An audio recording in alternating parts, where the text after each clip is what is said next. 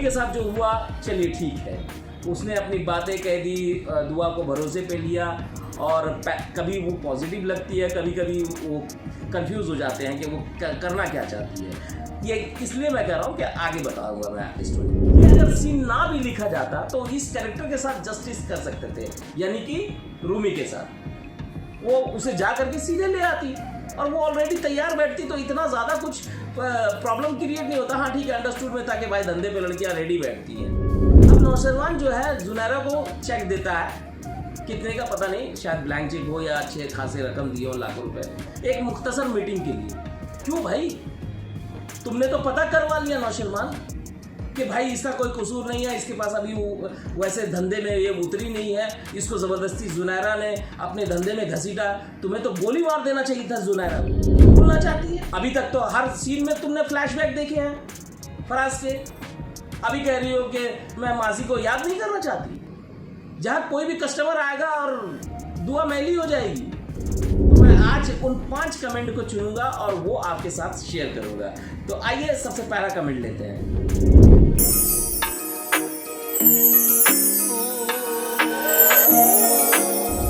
दोस्तों आज मैं लेकर आया हूं जानिसा ड्रामा के 16 एपिसोड का रिव्यू। जहाँ दोस्तों आज इसके बारे में हम बात करेंगे, लेकिन उससे पहले एक छोटी सी मुख्तसर स्टोरी पर नजर डाल लेते हैं। तो दोस्तों इस एपिसोड में आपने देखा कि फिज़ा को उसकी सास ने कहा है कि भाई नौकरी ज्वाइन कर लो, तो फिज़ा जो है वो नौकरी के लिए जाती है स्कूल में वापस से ज्वाइन करने के लिए। उधर दुआ परेशान है वहाँ से निकलने के लिए, तो रूमी वादा करती है कि मैं तुम्हें निकाल कर रहूँगी। फिर यहाँ पे रूमी अपनी दास्तान बताती है कि मैं जब वापस गई थी तो मुझे वापस यहाँ पे आना पड़ा क्योंकि मेरे घर वालों ने मुझे एक्सेप्ट नहीं किया। तो यहाँ दुआ को भी लगता है कि मेरे घर वालों ने भी ऐसा किया था। अब रूमी वहाँ उससे पूछती है कि तुम जाओगी कहाँ अगर यहाँ से निकलोगी तो। एनीवे इधर नौशरवान जो है वो जाफ़र को काम पे लगा दिया है कि जाके पता करके आओ। तो जफ़र जो है वो उसने पता लगाया तो पता चलता है कि जुनैरा ने इसे ज़बरदस्ती दुआ को अपने घर पे रख लिया, धंधे में उतार दिया। तो नौशरवान कहता है कि मेरी मीटिंग फिक्स किया जाए, तो वहाँ जाफ़र मना करता है कि आपका वहाँ जाना मुनासिब नहीं, लेकिन नौशरवान बोलता है मैं जाऊँगा। एनीवे ये दास्तान इधर चल रही है। उधर जो है दुआ के वालिद हैं, उनको इमाम साहब ने बुलाया और वो बुला करके बड़ी अच्छी नसीहत करते हैं कि तुमने गलत किया, अपनी बेटी को वापस भेज दिया उसी दलदल में, दरवाजे बंद कर दिए उसके मुंह पर। अरे अल्लाह ताला तो हर गुनाह माफ़ कर देता है। हम बंदे जो हैं गुनाह पे गुनाह करते हैं, लेकिन वो अपनी रहमत के दरवाजे बंद नहीं करता। तो इस बात से कहीं ना कहीं उसके वालिद जो दुआ के वालिद हैं उनके दिमाग में ये बात आई है। वो अपनी बीवी से जाकर के ये बात करते हैं। इधर नौशरवान जाता है दुआ से मिलने के लिए और दुआ से मिलता है और बाहर में जाकर के रेस्टोरेंट में बात करता है। वहाँ पे वो कहता है कि अगर चाहो तो मैं जिसने तुम्हें इस दलदल में भेजा है, यानी वो लड़का फराज, तो उसको सबक सिखा सकते हैं। तो यहाँ पे दुआ कहती है कि नहीं, मैं अब अपनी माजी पे की बात नहीं करना चाहती। तो एनीवे यहाँ पे ड्रामा एंड होता है। तो आइए दोस्तों इसको एनालाइज करते हैं। रूमी के साथ जो हुआ चलिए ठीक है, उसने अपनी बातें कह दी, दुआ को भरोसे पे लिया और कभी वो पॉजिटिव लगती है, कभी कभी वो कंफ्यूज हो जाते हैं कि वो करना क्या चाहती है। ये इसलिए मैं कह रहा हूँ कि आगे बताऊंगा मैं स्टोरी में। इधर नौशरवान जो है वो जाफ़र के थ्रू पता लगवा चुका है कि भाई दुआ को ज़बरदस्ती इस धंधे में ढकेला गया है और वो उससे मिलने के लिए अपनी इच्छा जाहिर करता है और वो मिलने जाता है। उधर जुनैरा बैठी है, वो अपनी अदाओं से बात कर रही है और यहाँ पे जुनैरा को नौशरवान चेक देता है दुआ से मिलने के लिए कि मैं बाहर मिलूंगा। नौशरवान को जुनैरा कहती है नहीं, मेरा एक आदमी बशीर जाएगा आपके साथ में, वापस भी ले आएगा ना, इसलिए वो बहाने करती है। लेकिन नौशरवान के पैसे दे करके वो उसके साथ अकेले भेजने को राज़ी हो जाती है। तो रूमी को कहती है कि जाके रेडी करो और वहाँ पे रूमी ने उसको बोला कि जाके ब्लैक ड्रेस पहन लो, तो वो जाकर के ब्लैक ड्रेस पहन लेती होती। मैं तुम्हारे बोलने पे मैं रेडी हो गई हूँ। अब उसके बाद उसकी मेकअप की जा रही है दुआ की, रूमी के द्वारा। अब वहाँ पे वो कहती है कि तुमने मुझे निकालने की बात की थी, अब तुम मुझे मेकअप करवा रही हो, दूसरे के सामने पेश करवा रही हो। तो वहाँ पे रूमी जो कहती है कि तुम मुझ पे बार बार शक कर रही हो, तो मैडम क्यों नहीं शक करेगी? यहाँ आपने निकालने की बात की, कौन सी पहल की किसी एपिसोड में, वो तो दिखे इस कैरेक्टर का। ऊपर से खुशी खुशी जैसे नौशरवान आता है वो जाती है उसके पास उसको खुशी खुशी रेडी करने के लिए, तो थोड़ा कंफ्यूजन है इस कैरेक्टर का। ये अगर सीन ना भी लिखा जाता तो इस कैरेक्टर के साथ जस्टिस कर सकते थे, यानी कि रूमी के साथ वो उसे जा करके सीधे ले आती और वो ऑलरेडी तैयार बैठती, तो इतना ज़्यादा कुछ प्रॉब्लम क्रिएट नहीं होता। हाँ ठीक है, अंडरस्टूड में था कि भाई धंधे पे लड़कियां रेडी बैठती हैं, तो उसमें रूमी का कैरेक्टर कहीं भी डैमेज नहीं होता। अब रूमी उसे तैयार कर रही है तो ये उसके कैरेक्टर को डैमेज कर रहा है। अब नौशरवान जो है जुनैरा को चेक देता है, कितने का पता नहीं, शायद ब्लैंक चेक हो या अच्छे खासे रकम दिए हो, लाखों रुपए, एक मुख्तसर मीटिंग के लिए। क्यों भाई, तुमने तो पता करवा लिया नौशरवान कि भाई इसका कोई कसूर नहीं है, इसके पास अभी वैसे धंधे में ये उतरी नहीं है, इसको ज़बरदस्ती जुनैरा ने अपने धंधे में घसीटा, तुम्हें तो गोली मार देना चाहिए था जुनैरा को। तुम उससे बड़े इत्मीनान से स्टाइल से बैठ करके बातें कर रहे हो। आर्टिफिशियल एक्टिंग लग रही है एक तो दानिश तैमूर की, हर जगह एक अजीबो गरीब टाइप का एक्टिंग, मतलब एकदम जिसको मैकेनिकल एक्टिंग कहा जाता है, वो मैकेनिकल एक्टिंग कर रहे हैं।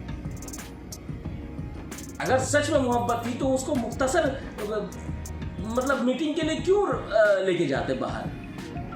अरे उसको वहां से रेस्क्यू करके निकाल के लेके जाना चाहिए था। और आप उस दलदल में वापस लाके छोड़ने वाले हैं जहां कोई भी कस्टमर आएगा और दुआ मैली हो जाएगी। तो समझ में नहीं आ रहा, मतलब खामखाई का सीन को क्रिएट किया गया है। बाकी जगह तो आपके हीरोज में दिख रहा है, किसी को भी गोली मारने की धमकाने की बात कर रहे, इतनी बड़ी शख्सियत दिखाए, एक जुनैरा रक्काशा के सामने में आपकी हवा निकल रही। और ऊपर से फिर जाकर रेस्टोरेंट में बैठ के आप बात करते हैं, वहाँ पर वो कहती है मैं अपने माजी पे को भूल जाना चाहती हूँ, तो वो कहता है मुझे भी माजी में तुम भूलना चाहती हो, तो कहती है मुझे पता नहीं। अभी तक तो हर सीन में तुमने फ्लैशबैक देखे हैं फराज के, अभी कह रही हो कि मैं माजी को याद नहीं करना चाहती। राइटर को पिछले सीन को ध्यान में रखना चाहिए, कम से कम राइटिंग करने से पहले मेंटोस की गोली तो खा लो यार, कि दिमाग की बत्ती जल जाए। तो दोस्तों ये ड्रामे का ये 2-4 पॉइंट था, मैं बहुत ज़्यादा लंबा नहीं करूँगा इस वीडियो को। ये कुछ कमियां हैं जो ड्रामे को थोड़े से इलॉजिकल हैं और कन्विक्शन नहीं है सीन में, तो एक्टर भी उसी तरह से एक ट्रेडिशनल ढर्रे का एक्ट कर रहे हैं, जो ड्रामा कहीं ना कहीं वो दमदार नहीं नज़र आता है। तो ये बातें थी दोस्तों। तो आइए मैं सबसे पहले आपको बता दूं, मैंने कुछ एपिसोड में ये चीज़ें की है कि मैं इस ड्रामे के एपिसोड में लोग जो कमेंट्स कर रहे हैं वो कमेंट बड़े इंटरेस्टिंग हैं, तो मैं आज उन 5 कमेंट को चुनूंगा और वो आपके साथ शेयर करूंगा। तो आइए सबसे पहला कमेंट लेते हैं। तो दोस्तों पहला कमेंट बड़ा इंटरेस्टिंग है, देखिए ये कोई मिस क्वीन है, मिस क्वीन फॉर यू। उनका कहना है कि फालतू सीन को स्किप कर कर के देखने वाले स्वीट फ्रेंड अटेंडेंस बनाओ। ये बहुत कमाल का कमेंट है दोस्तों। मैं बार बार वही कह रहा हूँ, जब सीन इंटरेस्टिंग नहीं होगा लोग स्किप करेंगे। देखने वाले देखिए व्यूज तो आएंगे, मैं बार बार कहता हूँ, लेकिन मज़ा नहीं आएगा। लोग देखेंगे, पार करके देखेंगे। तो आइए दूसरा कमेंट लेते हैं। हाँ ये बड़ा अच्छा कमेंट है। देखिए एक यूज़र है हारून, उन्होंने कहा कि सरफराज की बहन और बाप का कैरेक्टर किस किस को पसंद है। ये बहुत अच्छा है दोस्तों। देखिए मैं बस यूज़र और जो ऑडियंस है उससे यही कहना चाहूँगा कि जो पॉजिटिव कैरेक्टर है उसके साथ ऑडियंस बड़ी जल्दी जुड़ जाती है। नेगेटिव कैरेक्टर भी बहुत कमाल के होते हैं दोस्तों, जो आपके अंदर में गुस्सा पैदा करें। ये उनकी काबिलियत है दोस्तों कि उन्होंने अपने कैरेक्टर से, उन्होंने अपनी एक्टिंग से आपके अंदर वो गुस्सा पैदा कर दिया, आपको उससे नफरत सी हो गई है, तो ये उनको क्रेडिट जाता है दोस्तों, उनकी एक्टिंग को जाता है। ये कोई मामूली बात नहीं है, तो उनको भी अप्रिशिएट कीजिए। जिसे आप गाली देना चाहते हैं, जिसे आप मतलब आप बहुत नाराज़ हैं तो उनके परफॉर्मेंस से। एनीवे वो इंसान भले अच्छे होंगे ये मैं कह सकता हूँ, लेकिन उनका कैरेक्टर भले नेगेटिव है, तो इसलिए उनको उनसे नफरत मत कीजिए। हाँ लेकिन जो बकवास एक्टिंग कर रहा है बिल्कुल उनके बारे में लिखना चाहिए, उनके बारे में बोलना चाहिए, मैं यही कहूँगा। आइए तीसरा कमेंट लेते हैं। ये बहुत अच्छा कमेंट है दोस्तों। देखिए एक यूज़र है आज़ाद अहमद, उनका कहना है कि मुफ्ती साहब की बात किस किस को अच्छी लगी। यकीन मानिए मुफ्ती साहब की बात बहुत अच्छी थी और बहुत इम्प्रेसिव थी और उससे इबरत मिलती है, ये लोगों को पसंद आया, तो ये अच्छा था। आइए अगला कमेंट लेते हैं। देखिए, कुछ लोगों को बिल्कुल ड्रामा पसंद आता है, ये ड्रामा है भी अच्छा है ड्रामा, बस कुछ कुछ बेवकूफ़ियाँ की गई है। अब एक यूज़र है, उन्होंने लिखा है कि सलीम अली नाम है उनका, कि कौन कौन हिबा और दानिश की लव स्टोरी को बेसब्री से इंतज़ार कर रहा है। तो बिल्कुल इन दोनों की लव स्टोरी बहुत अच्छी होती है और इन्होंने जो भी ड्रामे पहले किए हैं और इसमें भी उनकी जोड़ी को काफ़ी पसंद किया जा रहा है, इसलिए लोग उसको पसंद करते हैं, उनकी अपनी ऑडियंस है, तो ये बहुत अच्छा है।